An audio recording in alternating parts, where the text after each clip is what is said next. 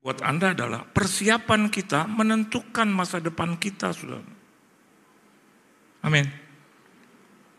Kalau Anda mempersiapkan diri dengan baik, saya yakin dan percaya, Alkitab mengajarkan kita bahwa persiapan yang baik itu tidak akan pernah itu mengkhianati kita.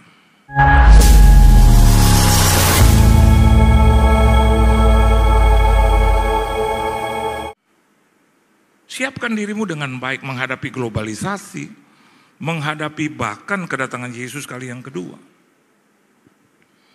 Banyak hamba-hamba Tuhan dunia berkumpul dan mereka menyatakan satu hal, satu hati, bahwasanya kedatangan Tuhan itu tidak akan jauh lagi. Bahkan mereka berkata bisa sampai tahun 2033. Jadi saya dan Anda harus memperhatikan dan melihat akhir zaman itu. Khususnya dari tahun 2024 sampai 2033. Mereka tidak bilang secara pasti kapan, tapi mereka hanya menyatakan tolong diperhatikan. Sebagai langkah-langkah persiapan, kalau Anda mau pergi ke perguruan tinggi juga harus persiapan dengan baik. Kalau Anda mau bekerja, persiapkan dirimu dengan baik. Bahkan ketika Anda mau pergi beribadah, gereja seperti ini, persiapan kita menentukan berkat kita, saudara. Amin. Anda dari rumah persiapkan apa gitu loh. Hati dulu. Jadi kalau udah ada Yesus, ada persiapan matang di hati, di ibadah nggak ada yang begini nih.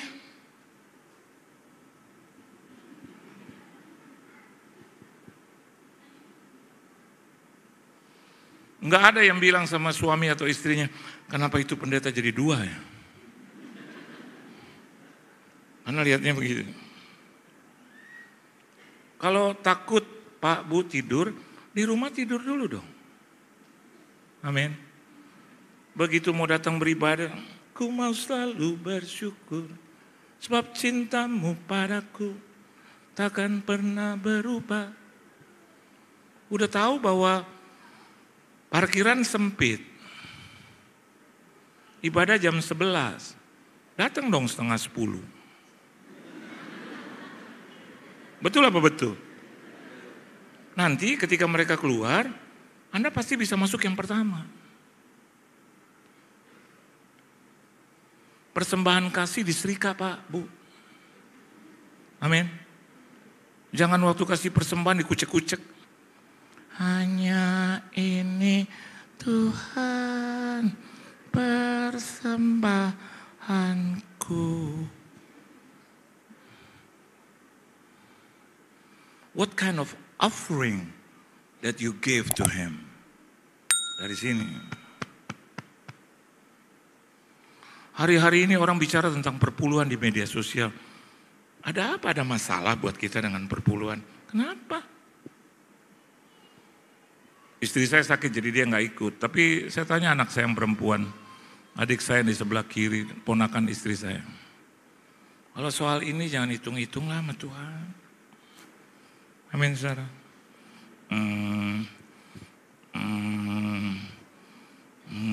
Mana ya? Kayak orang stroke gitu. Papa udah gak kasih lagi 10%, saya gak kasih 10%. Anak saya tahu, berapa persen Papa kasih sekarang buat Tuhan dan pekerjaannya. Berapa? Yang keras.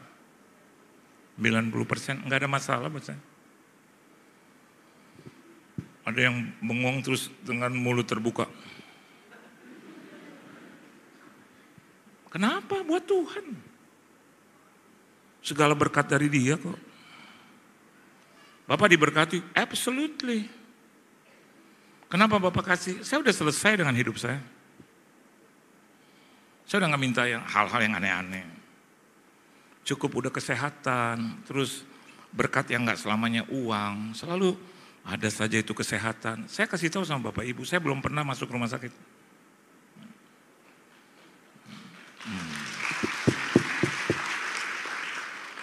Saya gak pernah digotong, Pak. Saya nggak pernah dirawat di rumah sakit, nggak pernah.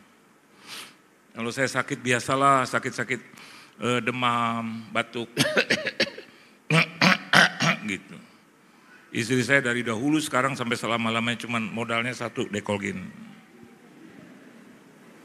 Saya sakit kepala, nih Pak, Dekolgin. Minum dalam nama Yesus. Besok saya bengkak di kaki, nih Pak, 1:30 pagi. Apa nih Mak? Dekolgin. Memang Dekolgin baru saya ngomong, kan mama kamu yang mengajarkan one man plus Jesus, Dekolgin plus Jesus is majority kesembuhan. Ya 1:30 pagi mau ambil obat kaki di mana bengkak, minum aja dalam nama Yesus. Aneh juga pagi-pagi sembuh. Bukan Dekolgin tapi Tuhan Yesus. Biasa kalau batuk, 2 kali saya kena COVID. 6-6-nya keluarga kami kena semua. Kena 2 kali. Tapi dua-duanya juga selamat. Kenapa? Tuhan Yesus. Saya bilang sama mereka, jangan lewatin Papa. Papa doa sama Tuhan Yesus, udah jangan lewatin. Kalau Papa bilang jangan keluar, stop. Cuman masalahnya satu, pada saat COVID itu berlangsung, duit saya tinggal 250.000. Begitu kita kena semua, saya bilang sama istri saya, Ma ini 250.000. Orang kalau punya duitnya makin dikit, bahasanya nggak jelas. Nah ini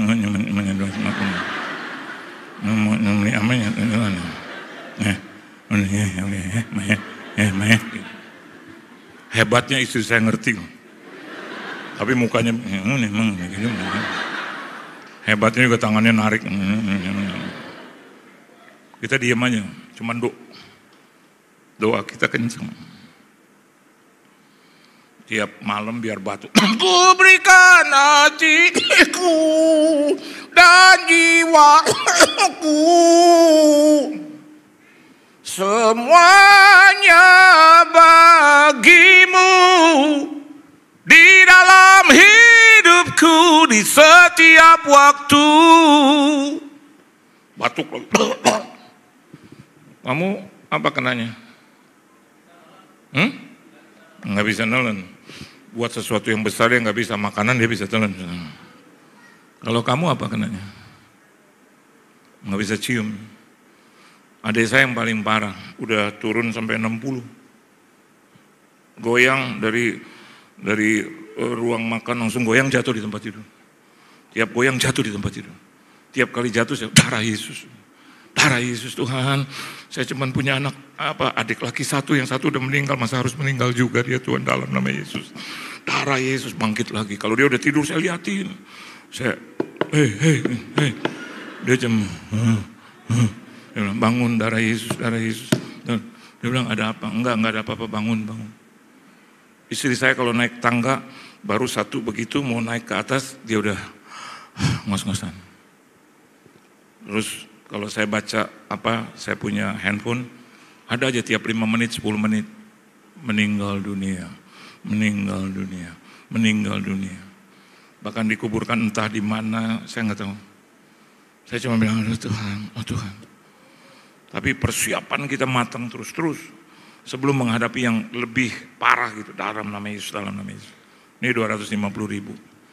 Saya punya cincin saudara, yang ada batu. Ya.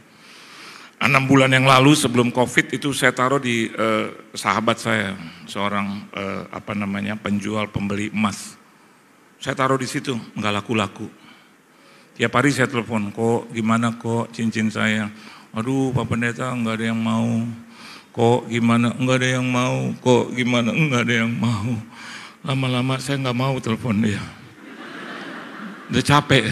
Udah 2 minggu, 3 minggu baru saya angkat. Belum saya tanya dia, belum Pak Pendeta, belum ada yang mau. Saya suka bilang, kan gue belum ngomong. Iya belum mau orang. Sehingga akhirnya saya lupakan itu. Selama sebulan, 2 bulan gak ada yang mau, 6 bulan gak ada yang mau. COVID datang. Tapi di situ kita lihat bagaimana Tuhan bekerja. Kita lagi penyakit parah gitu. Tiba-tiba handphone saya di meja makan. Bunyi. Ponakan istri saya bilang, Pak D ada yang telepon. Saya bilang biarin aja. Kenapa? Pasti orang sakit juga. Enggak lama dia WhatsApp, terus Shalom, O-nya 7, Shalom. Begitu saya lihat, si engkau nih. Terus saya jawab, Shalom, O-nya 1. Biar dia tahu saya minit banget tuh, Shalom. Terus dia telepon, saya angkat. Terus dia bilang, Pak Pendeta, halo. Iya, kenapa? Ini cincinnya ada yang tawar. Aduh, Pak Pendeta dijual enggak? Kalau ditawar 105 juta. Aduh, lu jangan 105. Ini diantara kita nih ya, kan udah terjadian ya. Jangan ngadu-ngadu sama singko itu ya. 70 juga saya jual. 50 juga saya jual, Pak. 30 juta saya juga jual. Pak, 10 juta saya juga jual. I needed that. Dia pakai ngomong. Ada yang nawar 105. Dijual enggak? Saya bilang, harus.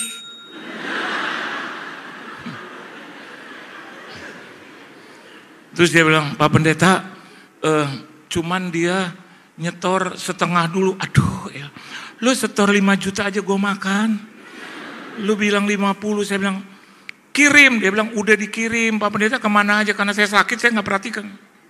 Saya udah masuk itu 50. Terus besok katanya 50 lagi. Terus saya bilang yang 5 juta kau ambil. Dia ambil saudara. 100 juta menghadapi krisis. Aduh.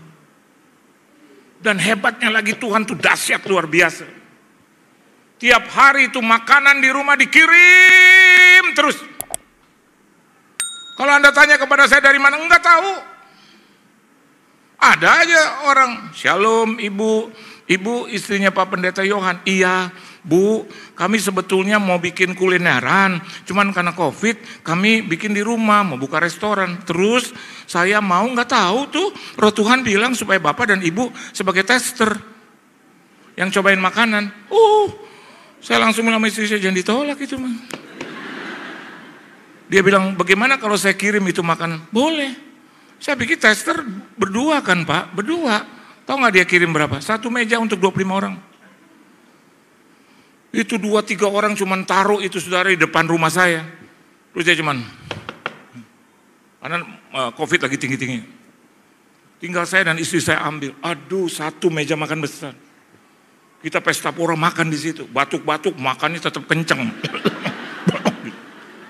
Begitu selesai malam, ngapain lagi? Udah nggak kemakan, yang masih dibungkusan. Telepon satpam di perumahan saya tuh satpam.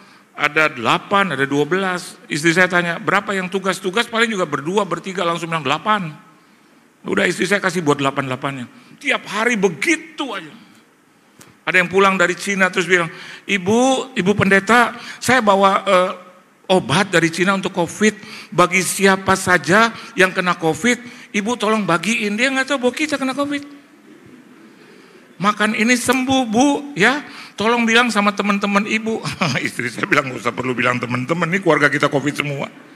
Masih minum, itu yang namanya madu, itu yang nama obat-obatan Cina kita minum. Tapi hebatnya saudara, 111 hari itu jalan terus. Begitu COVID berhenti, udah nggak ada yang kirim lagi tuh. Sampai hari ini berhenti. Yang mau buka restoran nggak tahu jadi apa enggak, saya nggak tahu. Beri tepuk tangan yang meriah buat Tuhan. Jadi persiapkan dirimu dengan baik. The rest, sisanya biar Tuhan yang kerjakan. Maksud saya yang susah apa? Yang sulit-sulit. Biar Tuhan yang mengerjakan. Mana ada sih zaman COVID terus orang beli batu? Nggak ada. Nggak ada yang mau telan batu Pak. Maunya makanan. Tapi Tuhan bekerja di situ.